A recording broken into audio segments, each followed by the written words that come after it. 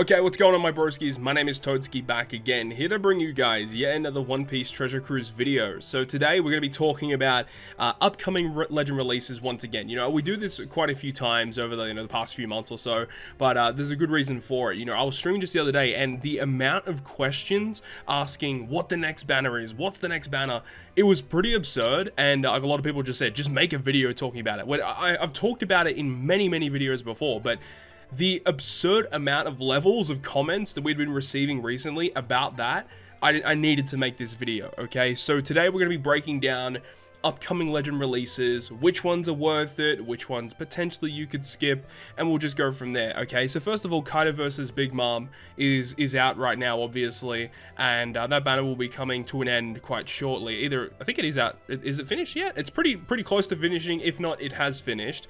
Kaido versus Big Mom, one of the best legends in the game, and they're going to continue to be that for quite a long time. Now, because this is the JP release scheduling in terms of the IDs, technically V3 Akainu debuted like pretty much right now, right after Kaido versus Big Mom, but of course Global already has that, so you don't have to worry about that. But according to the JP release schedule, the next released character should be Vivi and Rebecca and Shirahoshi and Mancheri. So I would make a pretty good guess to the fact that this is probably going to be the character that debuts as the, release legend for the Korean merger. That would make a lot of sense, because it does mention on the news post that we get a free multi on part 1 and part 2 of a Sugo Fest that's going to be debuting after the maintenance until May 5th. So if we actually bring up the dates right here. So the maintenance finishes like around this time period, and it goes until May 5th. So it's a pretty decent period of time there, like nearly 2 weeks. So I think it would make sense if they debut, if it's a 2-part Sugo Fest, 1 part Vivi Rebecca, 1 part Shirahoshi and Mancheri, that could make sense. Or if they have like a global first character for Korea, English, French, debuting, that would be really sick. I don't know if they're going to do that. It would be really cool if they did, but I think this makes the most sense to have Vivi and Rebecca. This unit is pretty solid though.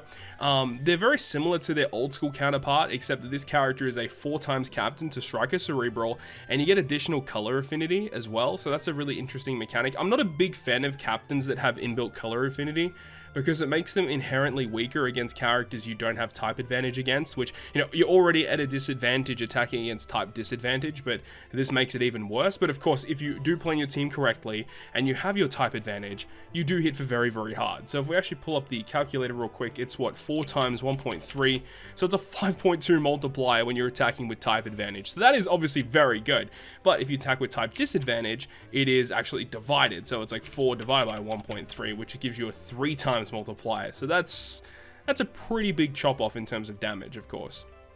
All type slots are beneficial, reduces chance of tandem recovery, you get lots of healing at the end of the turn, you get the health boost as well, which I didn't talk about. Their switch effect gets rid of special bind on themselves, healing, chain multiply boost. Their special gets rid of bind and special bind by 6. They're an attack and orb booster for Striker and Cerebral, so they're very similar to like Sanji Judge, because Sanji Judge also is a 2x attack and orb booster to their powerhouse class, whereas this is the same thing, but it's to Striker and Cerebral. But it's also utility as well. I mean, Sanji Judge also removes 5 turns of paralysis, so this unit gets rid of 6 turns of bind and silence, and then also removes silence on themselves, or special bind, whatever you want to call it. And then you also get the chain multiply boost, very similar to Sanji Judge. Look at this character as if it's like basically a Striker and Cerebral version of Sanji Judge. That's the way that I view this character. This character is very good, and debuts alongside a brand new Shirahoshi and Mancheri.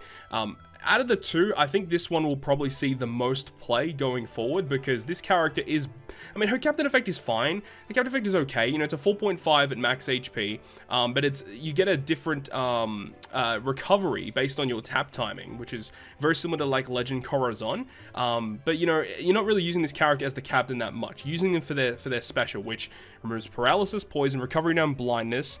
That removes all of those completely, but then reduces despair, burn by 7, full border rainbow slots, 1.2 chain boost, huge recovery heal, and then also you fuse for 3 turns, and their swap effect allows you to overheal. So as a sub, you can use their switch to allow overheal and then heal for an absurd amount of recovery, and then also reduces slot bind, special bind, and despair by 1 turn, and you recover an additional 1500.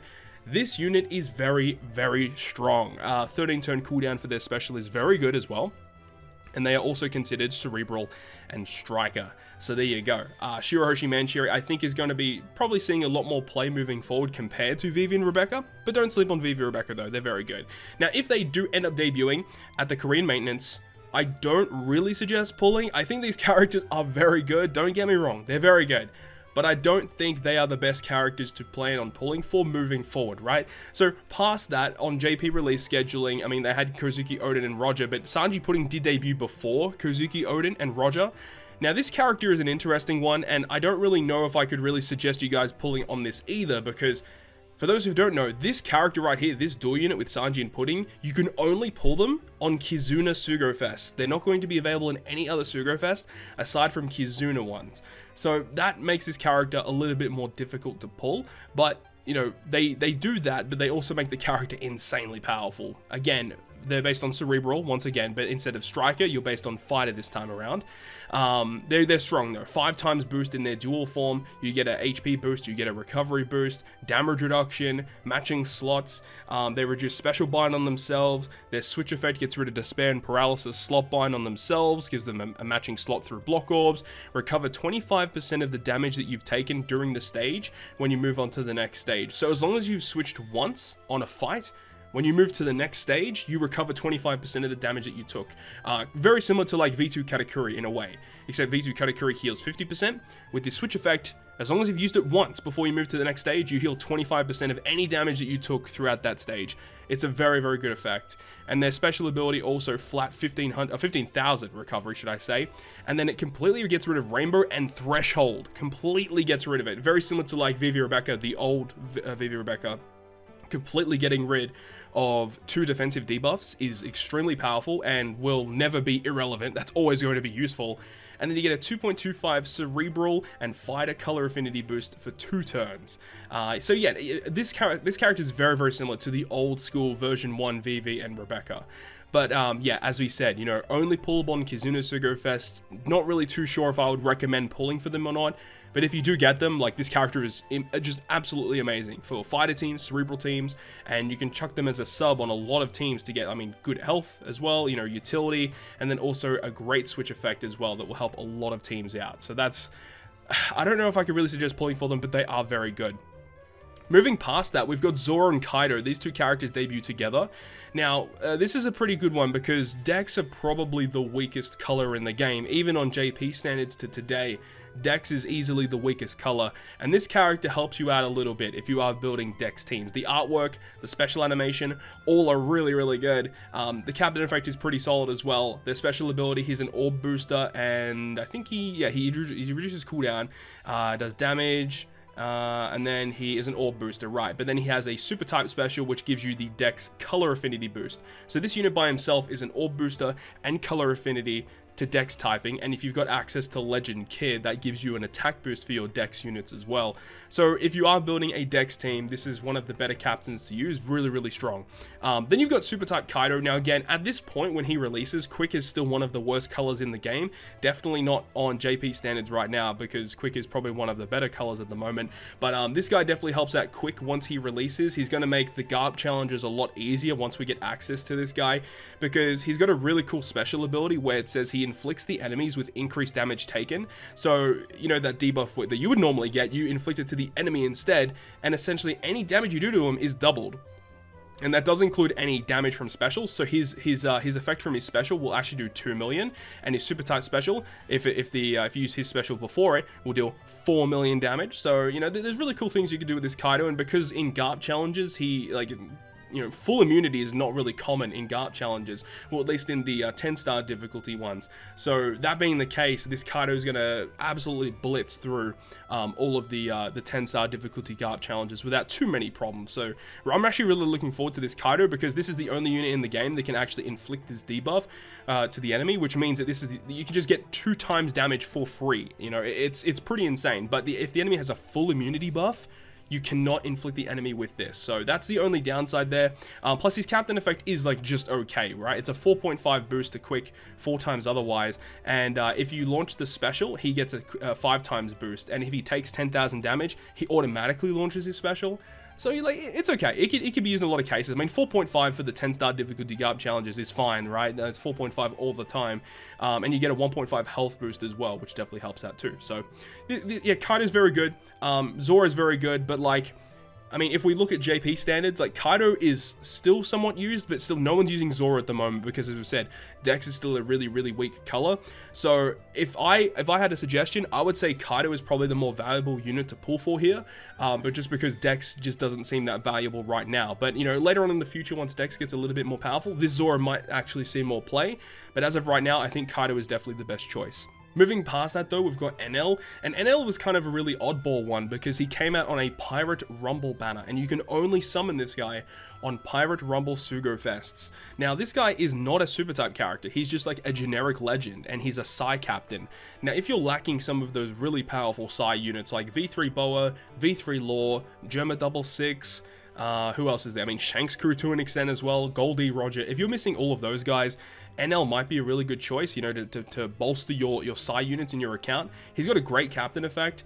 He's got a health boost, beneficial slots, and he launches his special automatically. His special is really strong as well, giving you a 15% health cut, higher chance for matching orbs for 99 turns. He's got utility, getting rid of bind and paralysis. He's a color affinity booster, and he does damage, half the amount of damage that he dealt with normal attacks to all enemies at the end of the turn, so that's pretty cool too, allowing you to get some pretty dope wave clears.